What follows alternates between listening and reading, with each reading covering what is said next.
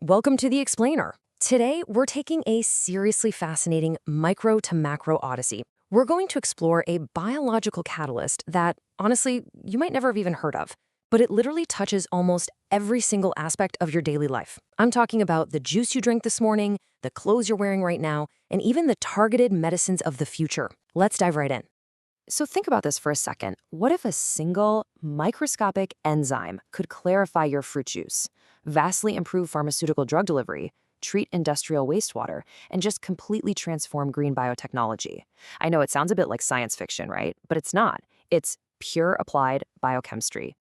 Here's our roadmap for today's explainer.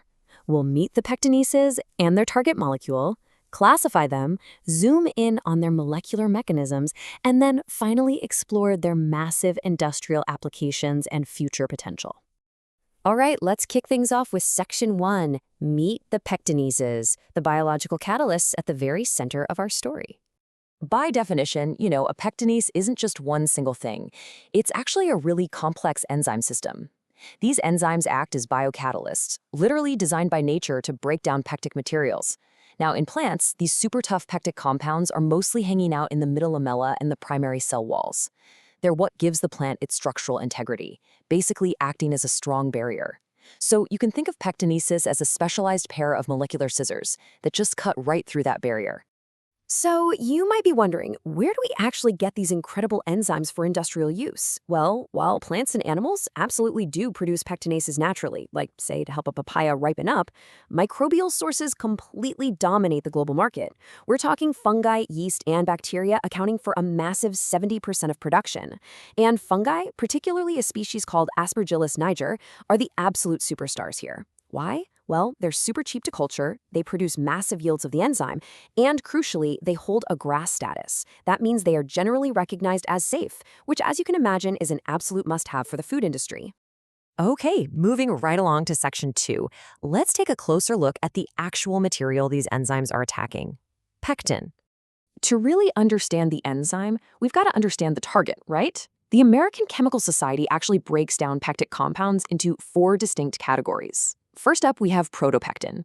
That's the water-insoluble parent material, and when that undergoes just a bit of limited hydrolysis, it creates soluble pectic substances.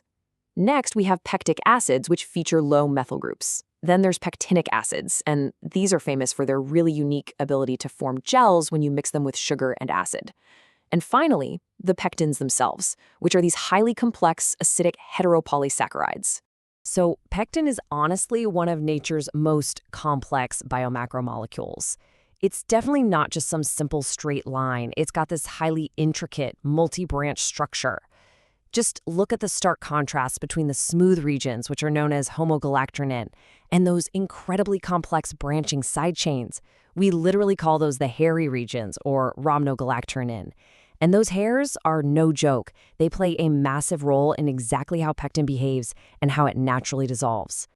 Now, zooming in even closer to the chemical structure, we see the real building blocks here: linked D-galacturonic acid residues. This specific molecular makeup is the absolute secret behind pectin's most impressive physical trick: its ability to form gels. See, in the presence of calcium, these strong ion connections actually form between the carboxyl groups of neighboring pectin strands. We call these salt bridges, and they're exactly what allows pectin to be such an incredible thickening and stabilizing agent in our foods and even our pharmaceuticals. All right, so now that we know the target, let's take a look at the weapons. Section 3, Classifying Pectinolytic Enzymes. Because pectin is such a wildly complex target, nature basically had to evolve an entire arsenal of specialized enzymes just to break it apart. This enzyme family is primarily split right down the middle based on how they act. You've got depolymerases, which break the main polymer chain, and esterases, which strip away the ester groups that are attached to that chain. And within that family tree, there are 4 major classes doing the real heavy biochemical lifting. Number 1, polygalacturinases, or PGs, which use water to hydrolyze the bonds. Number 2, we have PME, which kind of preps the molecule by deesterifying methyl groups. Third are the pectate lyases, which specifically rely on those calcium ions to function. And finally, number 4, pectin lyases, which are totally capable of randomly cleaving highly esterified pectin all on their own. Let's jump into section 4 and see how this all builds into the actual mechanisms of molecular breakdown. Essentially, how do these molecular scissors make their cuts? Basically, there are two primary battle strategies these enzymes use. First up, we have hydrolysis. Enzymes like polygalacturonises use this method, literally using water molecules as a wedge to split the glycosidic linkages right next to the free carboxyl groups. But contrast that with the other method, beta elimination. Lyases use this highly complex trans-elimination mechanism. So instead of using water, they actually shift electrons around. They neutralize the carboxyl group, transfer a proton, and form a double bond, which leaves you with unsaturated residues. It's two totally different chemical pathways, but they achieve the exact same structural breakdown. And honestly, this is where evolution gets really creative.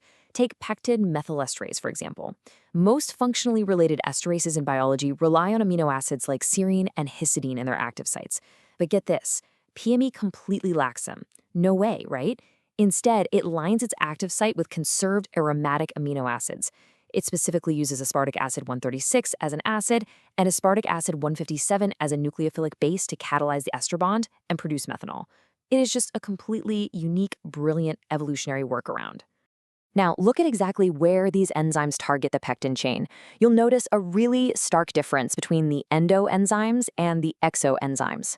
Endoenzymes act randomly, just striking anywhere along the middle of the chain to rapidly liquefy it.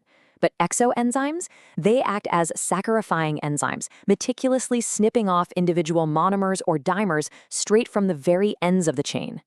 So the real takeaway here is that this microscopic biochemistry has massive macroscopic implications. Let's explore that in Section 5, Industrial and Medical Applications. When we start harnessing these biological catalysts, entire industries transform. Pectinases currently make up around 10% of total global enzyme preparation manufacturing. And because they function under mild physiological conditions and are totally biodegradable, they're basically the ultimate green technology. We're talking about an impact that spans from the coffee in your mug to the paper on your desk and even the textiles in your closet. In the food industry alone, their impact is just staggering. Have you ever wondered why commercial apple juice is so perfectly clear? Well, you guessed it, pectinases. They reduce the viscosity and the turbidity of fruit juices, literally cutting filtration time in half while simultaneously increasing the total juice yield. In coffee and tea processing, they rapidly strip away those slimy mucilaginous layers, which slashes fermentation time from 80 hours down to just 20. They're even revolutionizing olive oil extraction.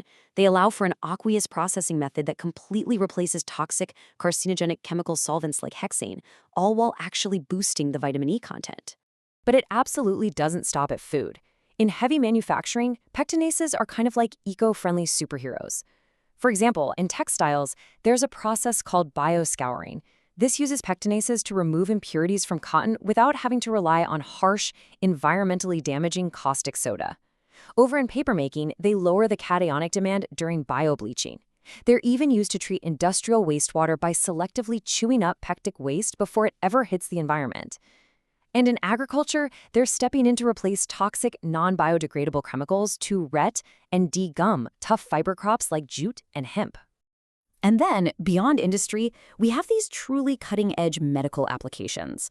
Because of pectin's incredible gel-forming properties, pharmaceutical scientists are actually using pectin hydrogels as advanced sustained-release drug delivery systems. By modulating pectin with calcium to form these gel beads, vital medications can safely bypass the super harsh, acidic environment of the stomach and be delivered precisely where they're needed. This makes the technology incredibly valuable in modern, targeted therapies, like those used for colon cancer. Which brings us to our final section today, the future of biotechnology. If there's one thing you should take away from this explainer, it's that pectinases are so much more than just a chemical curiosity. As we aggressively move away from toxic, harsh, chemical-driven manufacturing processes globally, these biologically derived, totally biodegradable catalysts represent a critical bridge.